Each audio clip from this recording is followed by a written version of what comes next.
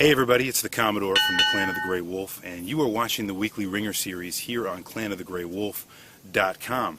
Now you can see behind me I'm actually spending what I think will probably be one of the last days I'll be able to spend outside. Thought I'd shoot the Wringer outside today. As a result, the sun going down, nice scenery, 2 weeks in a row. You guys get something really cool with that. So anyway, what we're going to do today, we're going to talk about last week's question about the Game of Thrones being maybe the best fantasy series of all time. I know there was a lot of confusion around the sci-fi/fantasy thing. We'll try to clear that up a little bit. Talk about some of the great contributions from the community. I'll give my thoughts on the question, as I always do, and then I want to spend a few moments kind of hashing through it a little bit, maybe try to get through some of the divide between the genres that we identified during the course of the question. And then I'm going to ask you a question. It's a musical question. That doesn't mean I'm going to sing it, although maybe someday I'll do that. But a question about music, some of our favorite movie music, coming up for next week, so stay tuned for that. All right, so let's get into it. One of the first things we wanted to talk about this week was, before I get into the conversation about the fantasy series, we had a lot of new people today, or this week, sorry, that I want to talk about today, that I'm going to welcome to the community, and that is, let's start out with Sega Saturn Hero. Awesome name. Welcome to the community. Great to have you. And by the way, I saw that I think a few of you that I'm going to mention today probably been on the website for a while, probably made a lot of great contributions. It's just this is the first time I've seen you on the Wringer, so I want to call you out as always. I love to bring forward the new people in the community to keep things going and keep people talking. So, let's see. So we had Radtastic89, also a pretty sweet name. At least that's what I think. I'm not saying any of you that I don't say it's a pretty sweet name that it's not sweet. Just, I only make the little comments that I have. That's what I do. Let's see. Ferrier was another one. Welcome to you as well. And let's see if I can get this one right. So it's either going to be Prangerade or Prangerade. But, I'm sure either way it tastes great, right?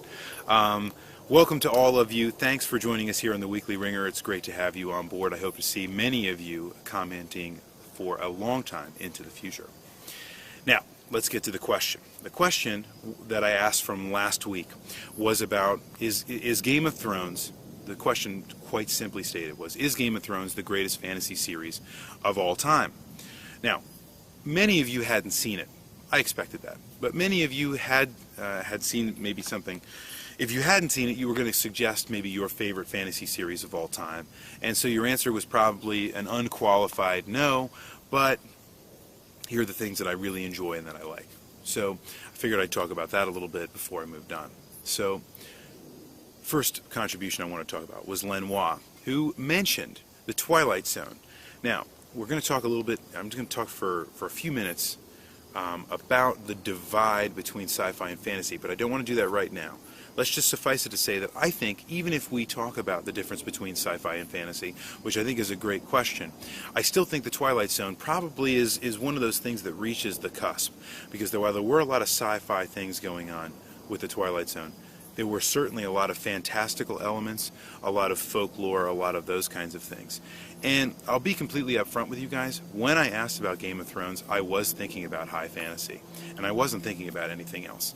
So maybe I should have qualified it a little bit better, but I think if we're talking just from a pure understanding of what fantasy really is, the Twilight Zone probably gets right up to the cusp, and so I think it's a great contribution. DJB123 made the broad assertion that there is not a show that can be thought of that really does tribute to the fantasy genre. And I think DJB123 is probably thinking the same way that I am, in that it's high fantasy, right? And I'm not sure that a show really does justice to what high fantasy can really offer. There are probably a lot of shows that come close, and we'll talk about a lot of them today, but I'm not sure that any of them really get it quite right. Now, whether Game of Thrones gets it quite right or not, you'll have to stay tuned for my answer.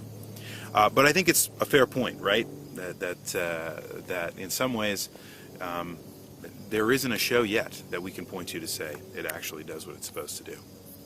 All right. Now, the llama mentioned the idea of Lost.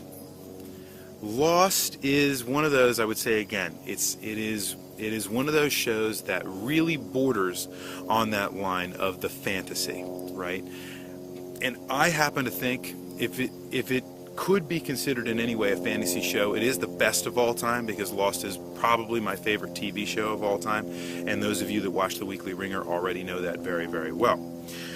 But I'm not sure Lost really reaches that level, and I think, especially if we're talking about sword and sorcery or the more high fantasy kinds of things, Lost probably doesn't fit the bill. But, you know, the llama also said that Game of Thrones probably is the best, as the enjoyment factor has ratcheted up, and I think there's a point to be made for that. There are so many different ways that Game of Thrones kind of changes the game on what a fantasy show can look like, feel like, and do, that I think it's got to be at least in the conversation. Astolia mentioned Legend of the Seeker, and this one is a really good point, I think, because Legend of the Seeker is one of those shows that I love high fantasy. I love it. I love going to Renaissance fairs. I like all the kinds of sword and sorcery-esque kinds of movies. I love them. It's just part of something that I love to do. It's a part of who I am. So, seeing something like Legend of the Seeker, I was very, very, very excited. And I wanted to jump on board, and I tried, guys. I tried to watch Legend of the Seeker, but it was just too cheeseball. It was just too Xena Warrior Princess, and I know that this is very different. I know they're very, very different shows, but my point is, I was rubbed so badly by Hercules and Xena Warrior Princess, which were just very poorly done, very cheesy kinds of fantasy shows, that by the time I get to something like Legend of the Seeker, which is making a legitimate go of it, that it just didn't do it for me. It doesn't have any. The dialogue is terrible in that show. The special effects are absolutely horrible. And one of the things about sword and sorcery kinds of fantasy is there is a lot of a lot of special effects required, right? You can't just have a medieval fantasy show and expect it to do very well. I think there's got to be some more to it than that.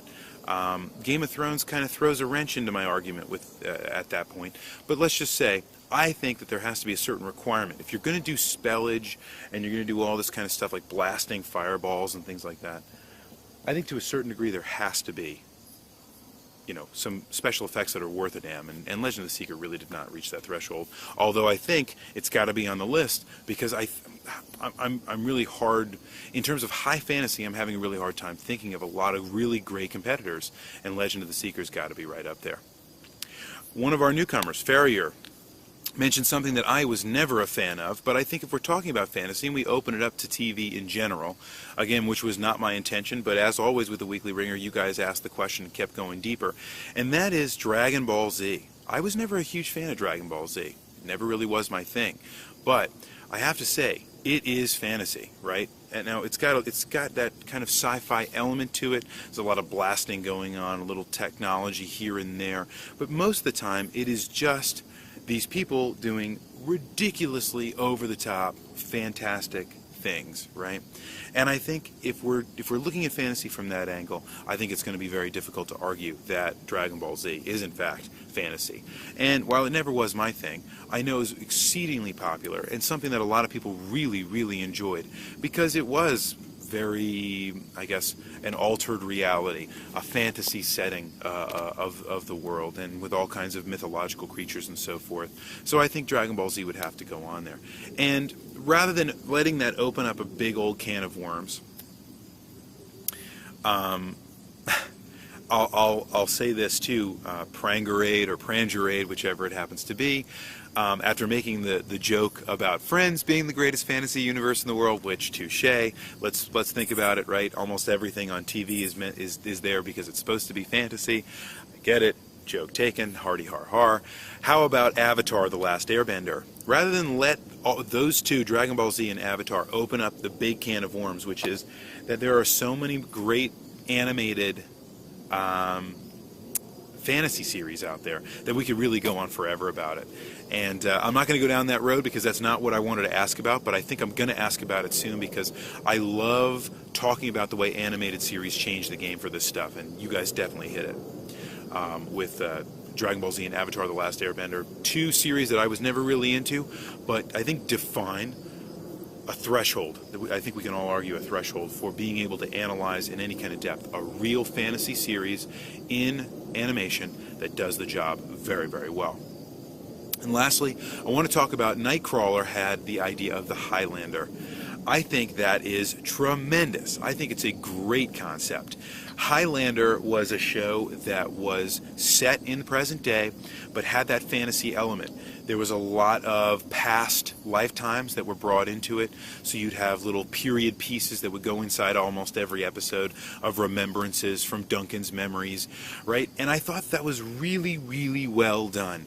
Highlander is one of those shows, I think, that even though it was a little cheesy, even though it is kind of that late 90s kitsch, there were plenty of Saturday afternoons I spent watching that show and thinking, man, why don't they make more shows like Highlander where the effects are pretty good, they have a really strong lead character, you know, it's still fantasy, people are cutting people's heads off, and it just kind of works.